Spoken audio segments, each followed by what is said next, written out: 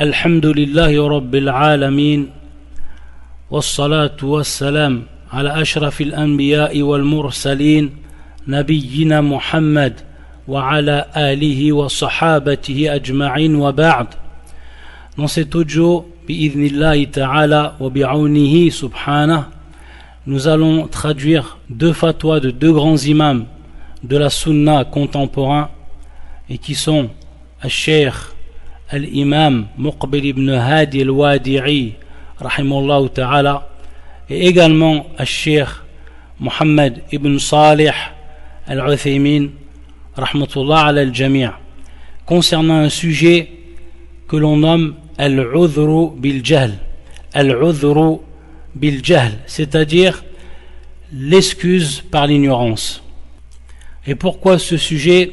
Tout simplement parce qu'il y a une da'wa qui a été transportée en France, qui a été amenée en France, et cette da'wa-là, elle consiste à rendre innovateur celui qui voit l'excuse par l'ignorance, qui a pour avis que l'excuse par l'ignorance est l'avis prépondérant.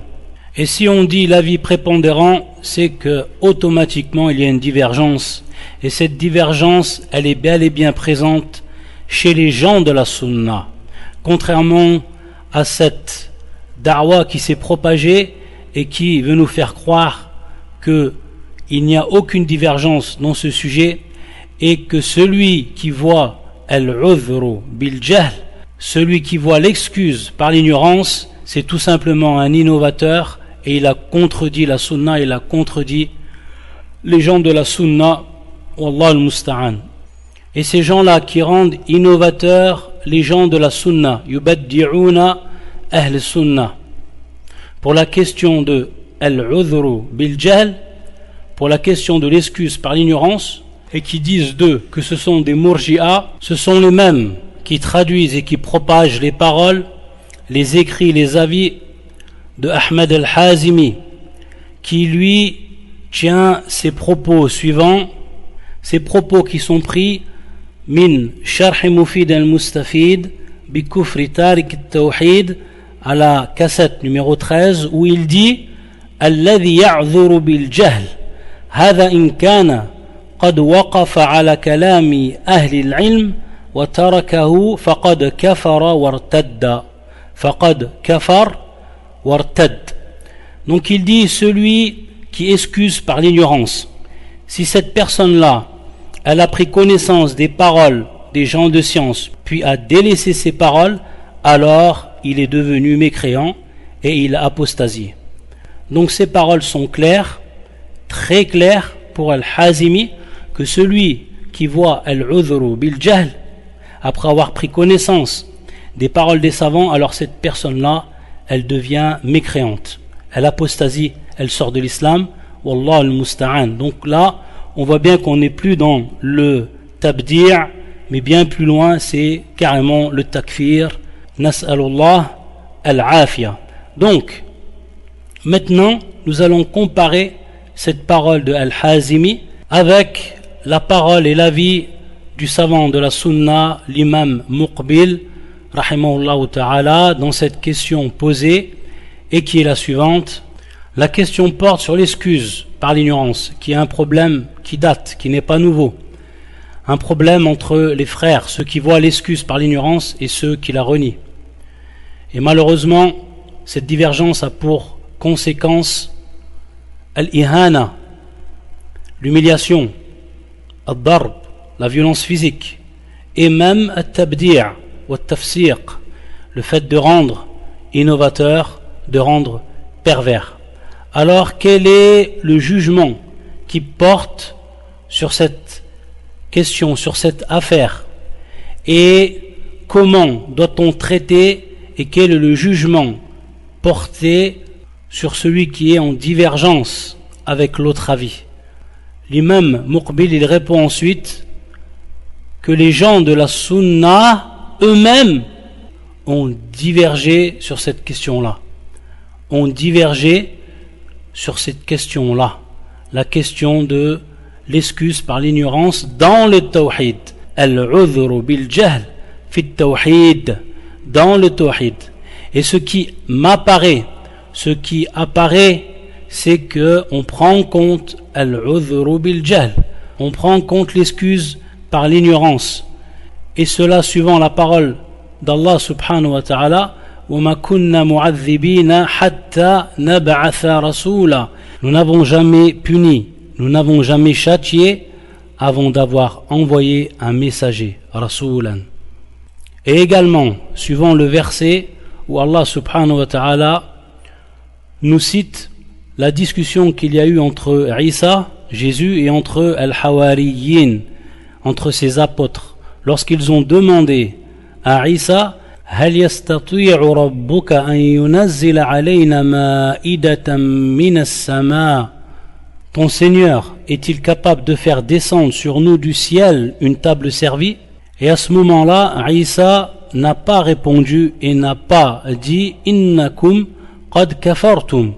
Vous êtes devenus mécréants à cause de cette parole. Mais il leur a dit, comme cela est dans le Coran, Qala attaqullah in kuntum mu'minin. Il leur dit, craignez plutôt Allah si vous êtes croyants. De même, toujours dans le Coran, dans l'épreuve du Coran, le shir il cite la parole des gens qui étaient avec Moussa, Ashab Moussa, lorsqu'ils ont dit à Moussa, Qalu ya Moussa, ij'al lana ilahan kama lahum aliha, qala innakum qawmun tajhalun. Et dire, ô Moussa, désigne-nous une divinité semblable à leur divinité. Il dit, vous êtes certes des gens ignorants. Et l'imam Muqbil, rahimullah, après avoir cité ces preuves du Coran, il a ensuite cité des preuves de la Sunna. Et il a cité l'histoire connue et qui est authentique. Lorsque une personne, avant de mourir, il a demandé à ses enfants de brûler son corps et de disperser ses cendres dans la mer et dans la terre. Et il a dit, si Allah Azza wa Jal a la capacité de me ressusciter, de me rassembler, alors il va me châtier d'un grand châtiment. Et lorsqu'il est mort, leurs enfants ont fait comme leur avait enjoint leur père.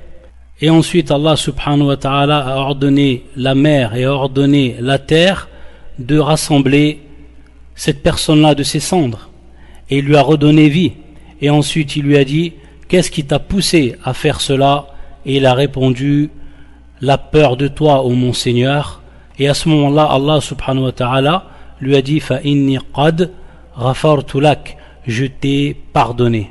Et cette personne-là, elle a douté de la capacité d'Allah subhanahu wa ta'ala, comme al-Hawariyin, comme les apôtres de Isa, ils ont également douté de la capacité d'Allah subhanahu wa ta'ala, de la puissance d'Allah azza wa jal. Donc ces preuves nous indiquent qu'il y a l'excuse par l'ignorance. فهذه الأدلة تدل على أنه يعذر بالجهل. Et ceux qui disent qu'il n'y a pas l'excuse par l'ignorance, alors ils n'ont pas de preuves qui sont fortes, qui sont convaincantes.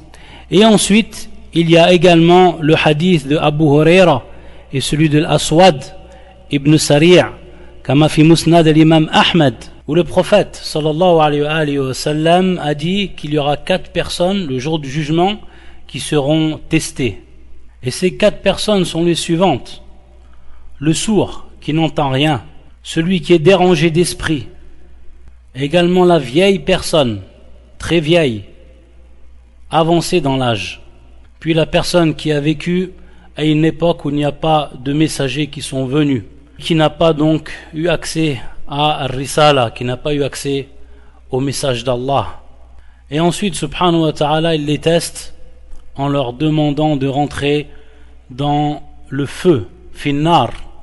Et celui qui va obéir à Allah subhanahu wa ta'ala, il va trouver ce feu bardan wa salama, il va le trouver donc ce feu froid et inoffensif, alors que celui qui ne va pas y rentrer, alors celui-là il va être châtié. Et tous ceux qui ont désobéi à Allah azza wa jal, Allah leur dira, vous m'avez désobéi et vous êtes les plus désobéissants envers mes envoyés.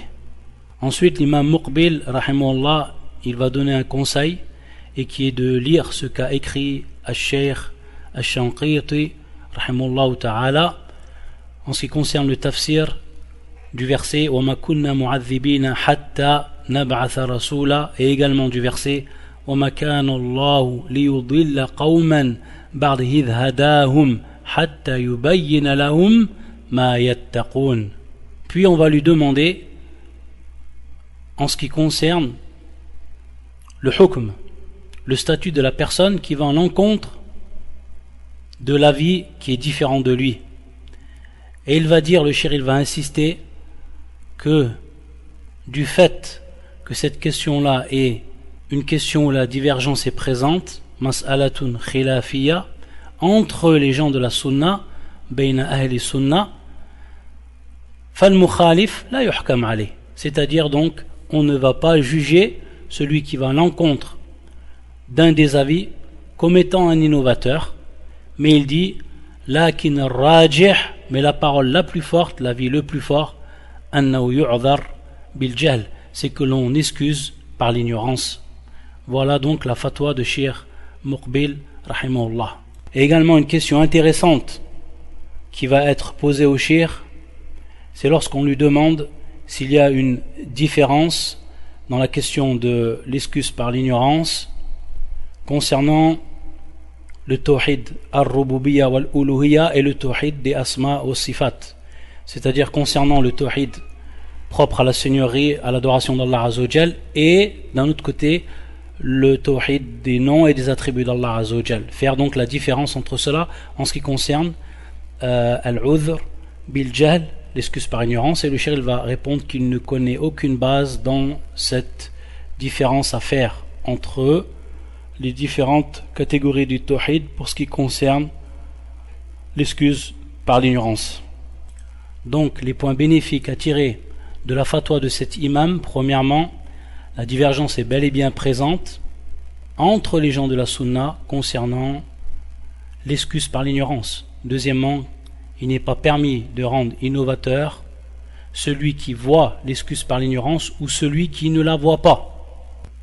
Et troisièmement, l'avis prépondérant pour cet imam, c'est qu'il voit la prise en compte de l'excuse par l'ignorance. Après avoir traduit la fatwa de l'imam Muqbil, nous allons traduire celle du savant Al-Allama Ibn Al-Uthaymin rahmatullah ala al-jami', et qui se trouve dans Liqa'atul Bab al-Maftuh, l'audio 33, et la question qui est la numéro 12, où on va lui poser cette question: Ma hukmu man yasifu alladhina ya'dhuruna bil jahl bi annahum dakhalu ma'a al-murji'a fi madhhabihim. Donc regardez, une question très importante qui est posée à Cheikh Al-Uthaymin et qui répond exactement à ce que ces gens-là veulent vous faire croire. Veulent vous faire croire que celui qui excuse par l'ignorance, alors il est rentré dans le madhhab des murji'a. Donc la question est la suivante: quel est le statut de celui qui décrit les gens qui voient l'excuse par l'ignorance comme étant des gens qui sont rentrés dans le madhhab, dans la voie des murji'a, avec les murji'a, qui sont avec les murji'a dans leur voie? Et le shir il va répondre: wa amma al-udhru bil jahl fa hadha muqtada umum an-nusus wa la yastati'u ahadun an ya'tiya bidalilin yadullu ala anna al-insana la yu'dharu bil jahl. Puis il cite rahimahullah les versets suivants: wa ma kunna mu'adhibina hatta nab'atha rasulan, et la parole d'Allah: rusulan mubashirina wa munzirin li alla yakuna lin-nasi 'ala Allahi hujjatun ba'da ar-rusul wa lawla al-'udhru bil jahl lam yakun lir-rusuli fa'ida. Le cheikh dit donc concernant al-'udhru bil jahl, ceci est impliqué par la généralité des textes, et personne ne peut venir avec une preuve qui indique que l'homme n'est pas excusé par l'ignorance. Puis il cite les versets, le premier verset qu'on a déjà cité à travers la fatwa de Cheikh Muqbil, et le deuxième verset dont la traduction du sens est en tant que messager, annonciateur et avertisseur, afin qu'après la venue des messagers, il n'y eut pour les gens point d'argument devant Allah. Le Cheikh il dit, après avoir cité ces versets, s'il n'y avait pas l'excuse par l'ignorance, la présence d'envoyés n'aurait eu aucun intérêt. Ensuite le Cheikh il dit, فَالْعُذْرُ بِالْجَهْلِ وَمُقْتَضَى أَدِلَّةِ الْكِتَابِ وَالسُّنَّةِ وقد نص على ذلك أئمة أهل العلم كالشيخ الإسلام ابن تيمية رحمه الله والشيخ الإسلام محمد بن عبد الوهاب رحمه الله. Donc il dit, l'excuse par l'ignorance est ce qui est impliqué par les preuves du livre et de la sunna, et cela a été cité par les imams parmi les gens de science comme le cheikh de l'islam Ibn Taymiyyah et également le cheikh de l'islam Mohammed ibn Abd al-Wahhab rahmatullah ala al-jami'. Ensuite il va parler de celui qui a la possibilité, la facilité d'apprendre la religion mais qui ne le fait pas, alors celui-là il tombe dans le péché. Par contre celui qui va